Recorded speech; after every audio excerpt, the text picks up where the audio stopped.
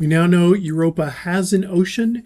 We have some thoughts on what might be going on underneath the icy shell. How are we going to find out more about that hidden ocean? One of the best clues, I think, to understanding anything about the ocean that we can't see is by looking at what might be the signatures of the ocean that exist on the surface of Europa.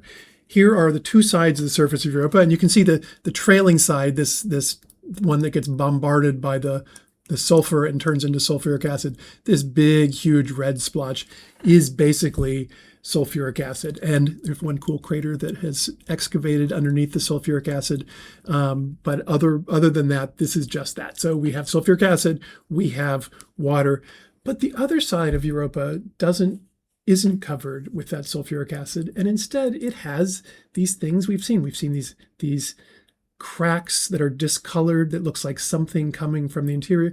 And most excitingly, I think, these regions of chaos. Chaos, again, being those big regions that have been jumbled and tumbled by something going on, recent melt, something. They might be the places that really show what's happening from the ocean. One of those on the leading hemisphere is weirdly discolored. So this is all kind of red over here. This is more yellow. Why? When we looked at that with the spectroscopy from the Galileo spacecraft, all we could tell is that it had water ice, but then something else. And so people wondered, was it just more of the sulfuric acid? Was it some kind of weird salt? No one could make out what was going on until a really interesting experiment was done where they asked the question, what if this is just the signature of sodium chloride, salt, sitting on the surface of Europa? Well, okay, sodium chloride, if you've ever seen it, which you have, you know what color it is. It is white. It is white in the visible part where our eyes can see. It is basically white throughout the infrared. It has no spectral signatures. But if you take sodium chloride and you put it in an environment where there's radiation coming in, like in Jupiter's magnetosphere, all these materials bombarding, most of them are bombarding here, the ions, but you have electrons hitting over here, bombarding this region here. What happens to them? Well, they look something like this. You take a container full of just plain salt, and you can tell that's just your nice normal white salt. You put it into, you can't see where it's going into a vacuum chamber. It's being kept cold by this thing. It's called a cold finger. And that goes into the vacuum chamber where it is bombarded by electrons. And what happens? Look at that color. Look at that color. It turns that distinct color that looks a lot like the color of Europa. Okay, saying something has the same color as irradiated salt is not a particularly strong indication that it's actually radiated salt. So we went to the Hubble Space Telescope. Okay, we didn't go to the Hubble Space Telescope, but we had the Hubble Space Telescope point to Europa and measure not just the color, but the actual spectrum in the visible part where your eyes are seeing that yellow color. And sodium chloride, we had done the laboratory experiments, has a very distinct absorption at about 450 nanometers. We usually do microns around here, so we'll call that 0.45 microns. It's a very distinct absorption after it has been irradiated. And we found it. That region, exactly where all that yellow color was that one feature.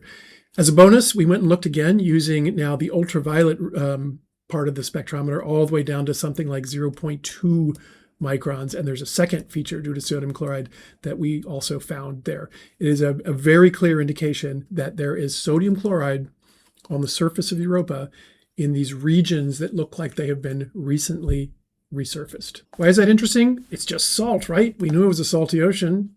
Who cares? It's a salty ocean of the sort that you would get if you have those hydrothermal vents and circulation, and that's where it's coming from. It doesn't prove anything, but it is certainly consistent with the idea that we have an active ocean floor that's going on. Armed with that information, we decided to take a look at some data from the James Webb Space Telescope. And the James Webb Space Telescope goes out further into the infrared than the Hubble Space Telescope does. So we could look specifically for signatures of carbon. We were really interested to know whether or not, along with the salts that are coming up from the interior, if there's any sort of organic material, if there's any sort of carbonates, if there's any kind of carbon dioxide, if there's anything else. And to our, I'm going to say astonishment, but I will tell you we actually predicted this, but that's a different story. But to our astonishment, when we looked at the data from the James Webb Space Telescope, we found vast swaths of regions filled with carbon dioxide. Interestingly, this region filled with carbon dioxide, you can see this outline. The pixels here are big. The pixels are as good as we can see with the James Webb Space Telescope because it's a telescope that's close to the Earth, not close to Jupiter. So even this is pretty good. But you can see the outline of this is that yellow chaos region that we just looked at. Where is the CO2? It's in that chaos region, actually more over here. And we now have spectra of the full disk of Europa, and the whole story continues. Where there's chaos, there's CO2. Where there's chaos, there's sodium chloride.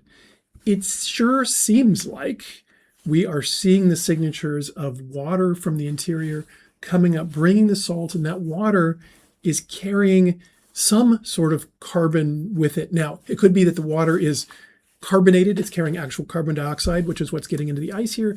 It could be that the carbon dioxide is being formed at the surface. If you take something like sodium carbonate and place it on the surface and then irradiate it, you get carbon dioxide, which we know because we've been studying this in my lab. Here's my own very lab that does a very similar thing. This is an electron gun, shoots electrons. This is a cryostat, it keeps a sample cold. This is a vacuum chamber right here and a spectrometer that's sitting over here that you can't quite see. And we are reproducing conditions like that on the surface of Europa. You can tell we like Europa. Here's a poster of Europa in the background. We're reproducing these conditions like on the surface of Europa to try to understand what happens. And one of the things that we reproduced is if you put carbonate and bombard it, will you get carbon dioxide? The answer is yes. Another experiment we are looking into is what if you just had organic matter, tar, who knows what, some kind of organic stuff that was coming up from the surface, from the ocean. And if you irradiate that, will you get CO2? I think the answer is yes. We don't know yet where the carbon of the CO2 comes from. If it comes from CO2, carbonates, organics. But we now know that in the interior of Europa, presumably coming somewhere from the ocean, there is a salty ocean. It's got carbon. It has a lot of the things that you would really like to have if it were some kind of inhabitable place. What's next for Europa to learn more? Well, there is a mission on its way to Europa right now. The Europa Clipper mission looks sort of like this. It arrives in 2030 and it will fly by Europa many, many times, mapping its surface much better than we have before, studying these lineae, these weird red things. I am very excited actually to see if we can understand the composition of these. Are these going to be like sodium chloride, the same as the chaos things, or is there something else happening in through there? It has radar to go down through the ice, maybe even to see to the base of the ice, but certainly to see if there are structures inside the ice. It has nice magnetometers to study more of the magnetic field. It has cameras, has spectrometers. It's going to be an incredibly exciting set of data coming not that far from now. There's also a European mission called JUICE, Jupiter Icy something Explorer, maybe. Its main target is not Europa. Its main target is actually Ganymede, which itself is a fascinating place, mostly because of that magnetic field. Crazy. But JUICE will fly by Europa a couple times, get great data in through there too. So it's going to be an exciting time for Europa. It's going to be an exciting time for the entire Galilean satellite system. What happens even after that? I'm going to pass the mic to Kevin Hand, whose name you might recognize from those initial experiments with the irradiated salts. Kevin was leading the development of the Europa lander, which is not going to happen anytime soon. But as part of that, he has thought hard about what might happen after Europa Clipper has thoroughly explored the surface of Europa. So this is the dream of dream missions, and credit for this goes to James Cameron and Disney. And this is an excerpt from the Aliens of the Deep IMAX film, of which I was part of over a decade ago. And in this, we envisioned coming in to Europa with a highly capable robotic vehicle that could navigate the terrain of Europa, find a nice flat spot. And then once it landed, it would have to deploy a melt probe. This would be nuclear powered, or you could envision large solar arrays getting deployed to pipe energy down. It melts through the ice, leaving behind a communications tether. Then once it reaches the ocean, it deploys the nose cone, and out pops this autonomous underwater vehicle. Now, of course, the autonomy here is key. This thing would have to have a lot of artificial intelligence. There's no way you're joysticking this from the ground. And then this vehicle would go down to the bottom of the ocean, hopefully. And in at least the Hollywood version, the autonomous underwater vehicle finds hydrothermal vents along with large, charismatic-looking alien creatures in the bottom of Europa's ocean. That is the dream of dreams. This particular mission is decades off, but the fact of the matter is that the technology is actually not that hard to envision given what we have available today. Okay, what do you think? I say let's go.